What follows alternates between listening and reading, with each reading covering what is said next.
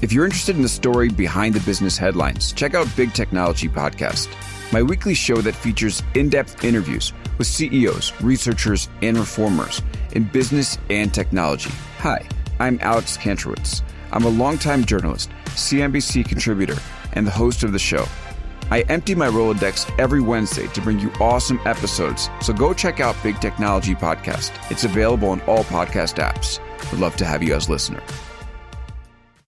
From LinkedIn News, I'm Jessie Hempel, host of the Hello Monday podcast. Start your week with the Hello Monday podcast. We'll navigate career pivots. We'll learn where happiness fits in. Listen to Hello Monday with me, Jessie Hempel, on the LinkedIn Podcast Network or wherever you get your podcasts. Hello, my friends, and welcome to another exciting episode of Negotiate Anything. Negotiate Anything is produced by the American Negotiation Institute, and with over 3 million downloads and listeners in over 180 countries, listeners just like you have made this the #1 negotiation podcast in the world. I'm Kwame Christian, and I'm the director of the American Negotiation Institute. We're growing, and I want to introduce you to our new team members and new trainers. This will help to give you new, diverse perspectives on negotiation and conflict resolution. That's why I'm excited to let you know that Shane Martin, our head of sales and partnerships, is going to serve as co-host of the show from time to time. We are passionate about providing you with the best content that will help to make your difficult conversations easier, both at work and at home. Lastly, before we get into the episode, I want to remind you that our team conducts negotiation and conflict resolution trainings in the United States and abroad. Our trainings will give you the practical skills you need to resolve conflict, negotiate, lead, and persuade with confidence. Click the link in the description below to learn how we can help to make your difficult conversations easier. And now, let's get to the show. Karen, thanks for joining us today. Well, I'm thrilled to be back with your community, and the idea of negotiations is something that everybody does at different points of their life, and so I'm thrilled to be here to visit with you about it again. Yes, we're excited to have you back. Honestly, it's been too long, so we are overdue. And so for the folks who might not have heard your first episode, can you tell them a little bit about yourself and what you do? Well, I am a residential real estate agent in the Northern Virginia, Washington, D.C. metro region. I'm what's known as a mega agent, which means I lead a team with Keller Williams, and our team in 2020 closed 100 transactions, 100 million. So you can do the math. It's about $1 million average. So we have a very sophisticated clientele. So I really get to practice my negotiation skills frequently because, again, people who buy and sell real estate at that level are usually very sophisticated. I'm also an author of 4 books and the host of the 5-Minute Success podcast. Fantastic. And everybody, we're going to have links to Karen's podcast and all of Karen's books in the description as well. And Karen, that's one of the things that brought us together again, because once I got that email saying that you had a new book, I said, oh my gosh, why haven't I had her back on? So this was a good opportunity for us to get this back together. And so can you let the listeners know about your latest book? So the latest book is Consult to Sell 66-Day Challenge. And the book's original book, Real Estate Success in 5 Minutes a Day, was written with a voice, usually mostly for the real estate professional. Although people, that have an interest in sales and real estate, they certainly can get a lot out of it. But when I was writing the book, I wrote it for the real estate agent. And what I found was the original book is set up as a daily reader. So every day there's a topic. So there's 365 of them. And some people said to me, oh my gosh, that's a big book. And I'm like, but it's only 5 minutes a day. So you should be able to handle it. And people are like, I want to focus. I want to be able to focus. So my first 66-day challenge book was the Commit to Get Leads. So that's the business development, prospecting, lead generation aspect of the business. And then I found people wanted to focus on the Consult to Sell, which is in the sales, vernacular we call conversion. And so that's what it came out this year is the Consult to Sell 66-day challenge. Those people who want to focus on that area of business. And like I said, the idea of negotiations is something that we all do. And I would say most people consider conversion to be, the key component of negotiations. Absolutely. And for those who might not be familiar with the idea of the consultative sales process, what does that mean for the person who might be new to that? Well, if you think of like the idea of conversion, it has actually several different definitions. In the sales, it has, I'm going to convert you over to my side, and then you're going to do this deal because I won you over. And then if you think about the religious conversion, right, again, you're converted over to that way of thinking and living and doing. So if you think about it from the consultative side, it's more of a seek first to understand, the Stephen Covey idea that the sales professional is looking to provide the counsel, the wisdom, the recommendations based on what is in the best interest for the customer client. And when you consult meeting their needs, then there really isn't any need for a true conversion experience because they're buying or they're taking action or they're doing whatever it is because they recognize that it is meeting their needs or in their best interest or the best outcome for the situation. And so it is a many people look at it as more of a win-win type of approach. And the idea in my business, real estate, we talked about really there isn't any way to make someone buy a house. They have to have the money, get the loan. There's a lot of paperwork. There's a lot to the process. So I always was like, how could you possibly just, have someone think that they had just been made to buy a house? Same with selling. So I was like, what the professional approach is the when you look at it from the consultative angle then or approach, then it takes away that pressure, if you will, and people are moving forward, recognizing that it's in their best interest. Yeah. And one of the things that's a challenge in this process, in sales in general, is the reality of skepticism. Because when we were preparing for this interview, that was one of the things that you mentioned when I said, well, what is something that people often overlook in their sales process or when they're thinking about how to get to that stage of conversion?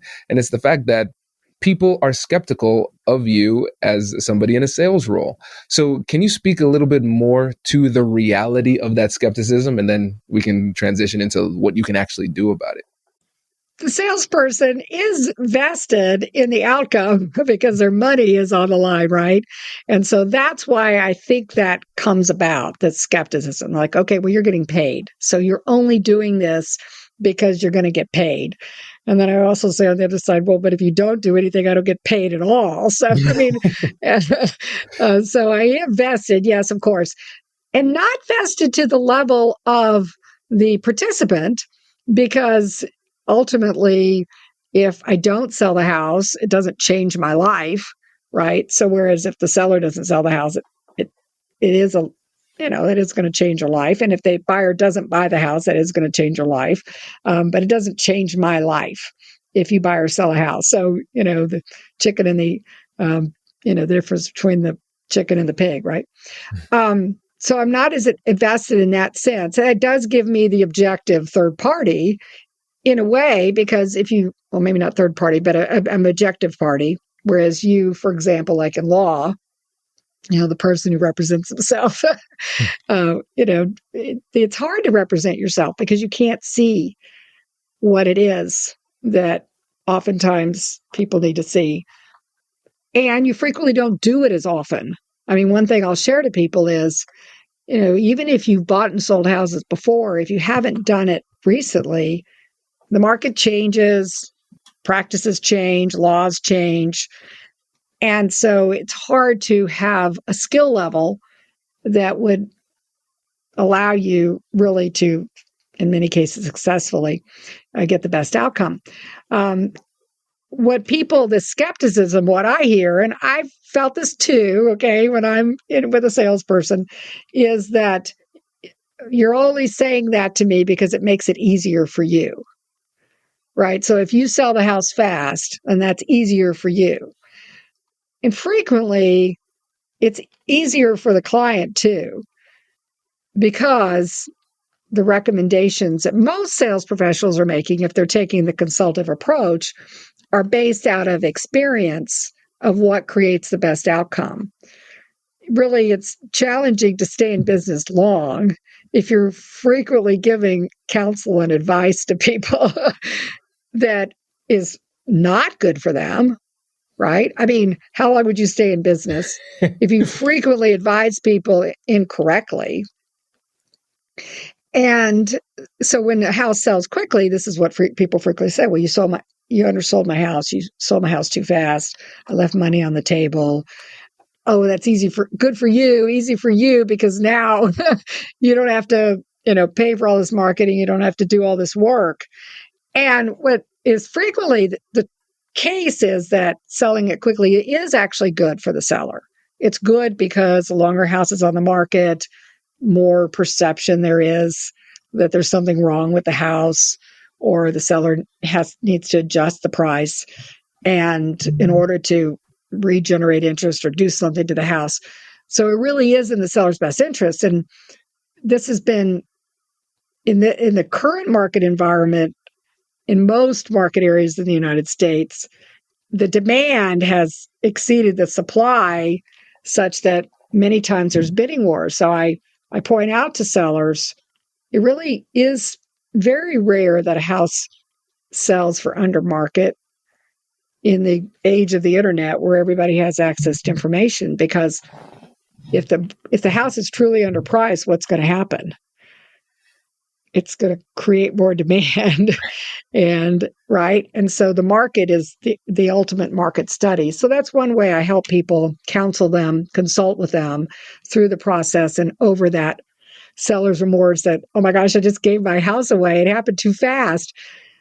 And the other thing I share with people is so we did everything right, so be happy. Would you rather I'd done everything wrong and it not worked? I mean, it just help them see different.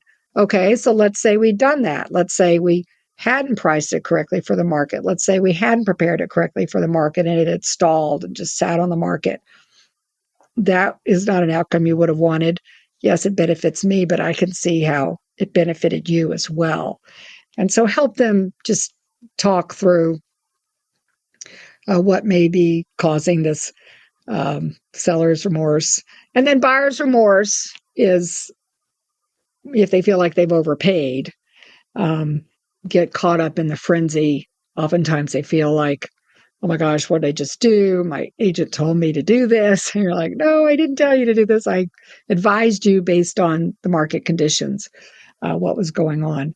And so those are some ways to help people through the skepticism. Hey you, I'm Andrew Seaman. Do you want a new job? Or do you want to move forward in your career? Well, you should listen to my weekly show called Get Hired with Andrew Seaman. We talk about it all, and it's waiting for you, yes you, wherever you get your podcasts. Brace the rudders! Raise the sails! Raise the sails! Captain, an unidentified ship is approaching. Over. Roger. Wait, is that an enterprise sales solution? Reach sales professionals, not professional sailors. With LinkedIn ads, you can target the right people by industry, job title, and more. We'll even give you a $100 credit on your next campaign. Get started today at linkedin.com/marketer. Terms and conditions apply. Does your company invest in professional development training? If you believe that your team would benefit from a negotiation workshop, all you need to do is go to our website, fill out the workshop request form, and then we'll set up a time to chat. These workshops are completely customizable, and we've done them all around the country. Negotiation and conflict resolution skills are beneficial across all professions, but they're especially useful in procurement, purchasing, sales, sourcing, and contract management. Our calendar is filling up quickly, and we even have some workshops scheduled for next year. If you think you might want one, I'd suggest reaching out soon so you don't miss out. Check out the link in the description to learn more. And now, back to the show. Yeah, and I think those tips are really great because what you're doing is you're helping them to see things from a different perspective. And a lot of times, especially when you are in a situation where you're a bit emotional, because usually if there's skepticism, that's really an emotional type of thing too in a lot of cases. They're only seeing things from one perspective. And so with the way that you approach it, what you're doing is you're helping them to see from their perspective as well. And I think one of the things that people have to recognize is that when it comes to selling, there is an unavoidable aspect of benefit to the person, right? And so a lot of times people resist and say, oh, no, this isn't about me. It isn't about me. But it is to a certain extent, right? It's like, yeah, we're doing business together. And so, of course, I'm going to do well. But if I do well, you do well as well. Right. And I think that's the distinction. So it's not really resisting that contention. It's leaning into it and saying, almost like somebody in improv saying, yes, and you as well will do well if we are able to move forward. I love improv, and I've actually taken some improv classes, so I highly recommend it for anybody out there in the consulting professions, because that approach is very beneficial, that help them recognize that you're on the same side of the table. Frequently times I'll, communicate like, thank you for the opportunity to work together on the marketing and sale of your home, because it is done in conjunction. I mean, the seller needs to prepare the home for the market and having good show condition. And, obviously all our staging recommendations are going to be for naught if they leave the beds unmade and the dishes in the dishwasher, right? And so working together. The other thing that I found is there's frequently other people involved in the transaction that you aren't aware of as a professional. Usually family members are sharing their thoughts, the neighbors are sharing their thoughts, the people in the office or on the Zoom call are sharing their thoughts and what worked for them. And I have a friend who's whatever. And so recognizing the fact that there could be what this coming is from this other information, people that are sharing their thoughts.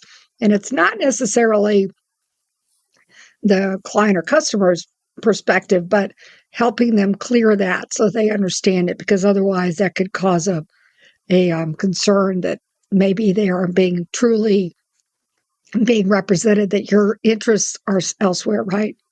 Right. Yeah, that makes a lot of sense. And one of the things that I think it was my friend Beth Buelow said when she came on the podcast, she called it the myth of the one-on-one negotiation. Because we always think, oh, I'm just talking to you. And so it's me and Karen in this conversation, and we're going to try to work something out. But it's never just you and the other person. It's always other people. And if you miss that fact, then you're going to be missing out on a very important strategic consideration as you move forward. And so, Karen, in your experience, what do you do when you realize that somebody might be being influenced by somebody who is not at the table with you, somebody who you don't have any contact with? I appreciate you sharing that. I go into it automatically with the perspective that there are other people involved that I just may not be aware of. It could be the father who's helping with the down payment, or the sister-in-law who's an agent in another state, or again, the neighbor who's watching the house. You thought it was vacant, but they're watching the house and they're reporting everything. And so I go into it with that perspective, because then I'm not surprised when something happens. And so whenever any communication occurs, if it's verbal, by phone or meeting or whatever, I often will do a summary and send an email, just, this is our understanding, this is where we are right now, this is what we discussed, and send that, because oftentimes what will happen is that email will go to the person who's asking the question. And then that way they have a response, because frequently using terminology that they may not understand, really, that there is a difference between an appraiser and an assessor.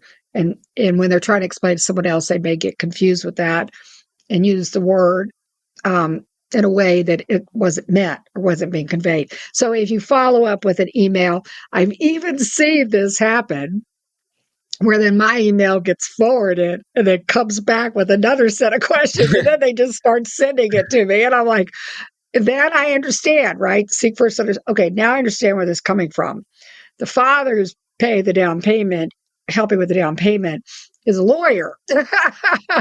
And that's where this is coming from. This makes perfect sense now. And so that's exact situation. This young woman who's a friend of my son's, I was like, where is this coming from? And then it became very clear. So it's part of the client service perspective that, again, it's not this, I'm going to get you to see it my way. It's more of like, I'm going to help to understand it on the way you're seeing it, so that then when I provide counsel and information recommendations, then you'll be able to hear it and maybe even convey it to the person who's asking the question. Yeah, that makes a lot of sense. So it sounds like what you're doing is you are communicating to one person while at the same time knowing that your communication will likely go to somebody else. And by sending the follow-up message via email, you make it so that your words are accurately conveyed to the other person who's not at the table.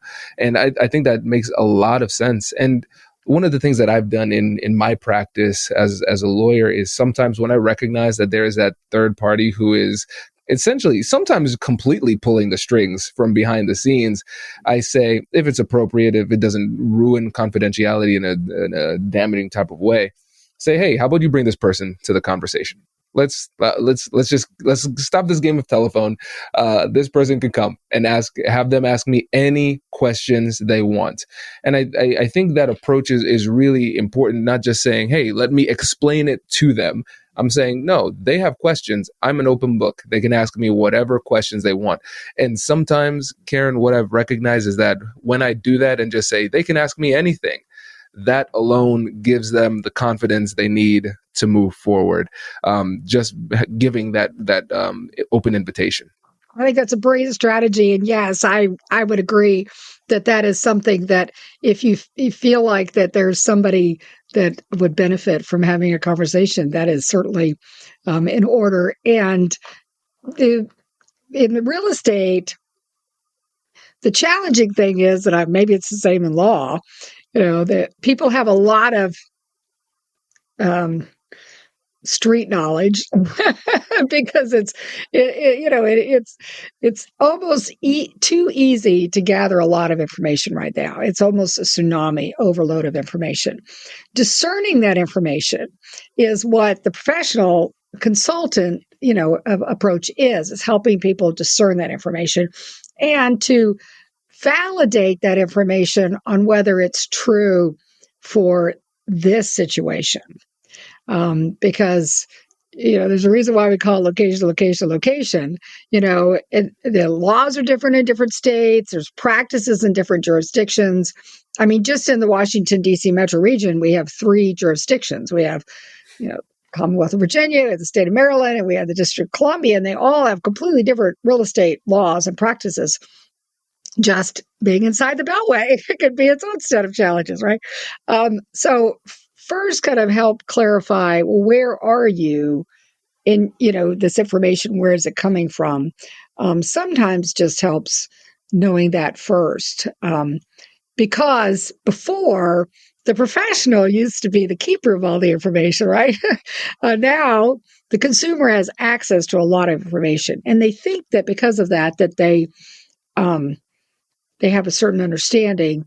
Sometimes it's just, it's that's where we really have an opportunity to consult well, is to help people discern it. See, I like the way that you said that, because you said it very, very respectfully, and you had many opportunities to not say it respectfully. So I respect your precision of language here, because here's the thing. I see a lot of professionals and people in general, even with their home life too. When somebody does a lot of research because it's something that they care about, and they go and they try to read the tea leaves and figure it out for themselves. You have a lot of Google experts out there, and a lot of friends who are experts, even though they're not in the field at all, who are influential in their lives too. And what the mistake that I see often happen is that people don't treat that research with respect. They're completely dismissive. No, that doesn't make any sense here. No, that's wrong because of blah, blah, blah. They don't listen. And the key word that you said was validate. And what ends up happening is that invalidation causes the person to double and triple and quadruple down on that, because they say that now their ego has been threatened. Because I worked really hard, because I consider myself to be a smart person. And by you instantly dismissing this and diminishing my contribution to this conversation, you are by proxy dismissing me. I will not allow myself to be dismissed. So now I'm going to shove more internet articles into your face to get in your way. And we see conversations break down really quickly. And so from your perspective and your experience, how do we validate that effort and show that we care and we respect them without saying that, yes, you are in fact correct on this very particular issue? Well, things come to mind. First of all is the classic script of feel, felt, found. I can understand how you might feel. Other people have felt that way before. What we have found. Because as you said, until people have believe that you've heard them and you understand how they feel. If you have a very cerebral person, a very high, C-level person, sometimes you could say, I can understand how you would think that way. Other people have thought that way before. What we have found. The idea is you first validate how they feel or think is valid. Then you say other people have done that. So that felt that way or thought that way before, because that helps them realize they're not alone, that other people have gone through this process before. And then what we have found is not just commiserating with them or recognizing them, but helping them move to solution or to next steps or what they could do. Sometimes, that often is what is necessary or needed. I think we did that scripting when I was on last. So the other approach is to agree with them. And I had this happen with a client recently, and he was determined that he wanted me to do something. And I explained 2 times that really wasn't possible in this market. And so the 3rd time I said, yes, the objective is to sell the house. Yes, if this sells the house, let's do it. Let's do it. Let's just do it. I'm on your team. Let's do it. So we did it his way. It didn't work. But that's okay, because now he's like, well, she listened to me. And I was like, if it works, this is awesome. I'm going to do this again. Okay, let's try it. Let's do it. And because what was happening was what you resist persists. So the more I was countering him in his view, not listening to him, giving him all the reasons why it wouldn't work, we couldn't do it, the more he persisted, right?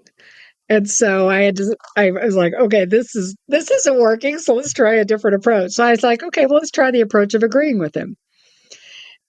So sometimes it's helpful to let people, we find this in the current market environment where it's very robust and a lot of price ranges and locations. And so there's multiple offers and escalation clauses and waiving of contingencies. And that's a lot of buyers are just like, I want to do it my way.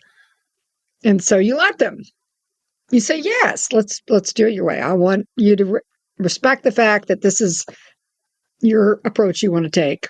And then you help them learn from that and see why it didn't work. And then sometimes you can recalibrate. Sometimes it takes 3 or 4 times. Right. And that approach is so counterintuitive because I think a lot of people come in with the assumption that I need to get them to agree. The only path to victory in this conversation for me is if they concede, change their ways, and come to my side. And what you're saying is that we're recognizing that we might not agree, and that's okay. And in your role, you work for them. And for me as a lawyer, I work for the clients. I legally am unable to do something that the client doesn't want me to do. Unless, of course, it's like, no, I mean, we have to go deep into the professional rules of conduct to find a situation like that. They need to be like murdering somebody for me to be to have the legal right to say, hey, don't do that. I'm telling on you, right? It is pretty extreme. And so what you're saying is, I'm going to try to counsel them to come to the right, to what my professional expertise says is the path to victory. And if they disagree, okay, then we can do it your way. If it works, great. If it doesn't, I still have an opportunity to do it my way, just extend it a little bit into the future. And one of the things that I've done in the past was, and this sometimes in law, but more often in more like lower stakes situations, interpersonal situations, still in the business world, is if-then propositions. So, okay, it seems like you really want to do it this way, and that's okay. You have the freedom of choice to do it that way. I just want to be on record saying these are my concerns, and here's all I ask. If we do it this way and it doesn't work, then the next time we try it, we do it my way. And people usually can get down with that, because I like to pre-negotiate it. So if things crash and burn down the road, we already know what the plan of attack is. It's a brilliant strategy. And the thing is self-discovery is always going to be more impactful. I mean, it's the times that people listen to me the first time is really amazing, but it's usually only in situations where their past clients, really close friends, people that have seen me do this over and over again to the point where they go, I wouldn't be saying that. They don't have that skepticism. But many people have to try it their way. And in those situations, it is helpful, I think, what you shared, to do that if-then, to say, okay, if we do it this way and it doesn't work, then the next time let's revisit what my recommendations are. And usually by the third or fourth time, they start to listen. It's just the thing I tell people back to, like, oh, I see now. You said it the first time because it would have been easier for me. Right? Again, back to our skepticism. The skeptic is like, no, you're just saying that because it's going to be easier for you. And I'm like, yeah, it's going to be easier for you too. And, when you're in a market that's in these conditions where if you're representing a buyer and you don't get the first one, and then you go to the second one, and all the people who lost out on the first one are now competing for the second one, right? Then it's you're actually going to be in hotter competition. And same with each one after that, because the comps are going to be based on this new pricing, right? And you're going to have more people coming after the next one. That's what's happened. That's what's driven this rising market. So really, they would have been better off they'd listened the first time. Wow. No, it's true. It's true. And I think it just shows, especially in your industry now in real estate, but in general, how powerful that consult to sell model is. I think the days of the hard sell are behind us.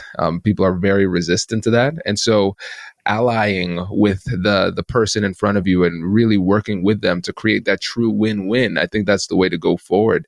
And so that's why I'm so excited about this new book for you. And so as we wrap up here, I want to give you another opportunity to let folks know about the new book and also how they can work with you and learn more about what you do. Well, thank you for having me, and I appreciate the opportunity to visit with you and your community. And the books are available on Amazon or wherever books are sold. So there's 4 of them.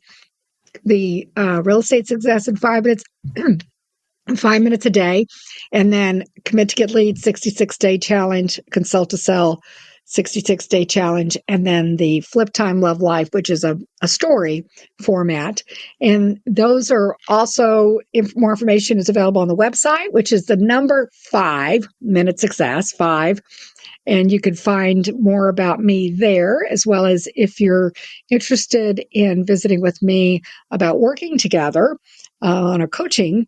I offer a 30-minute free consultation, and you can go on the website and reach out to me that way. And also, there's always social media, 5 Minute Success and Karen Briscoe.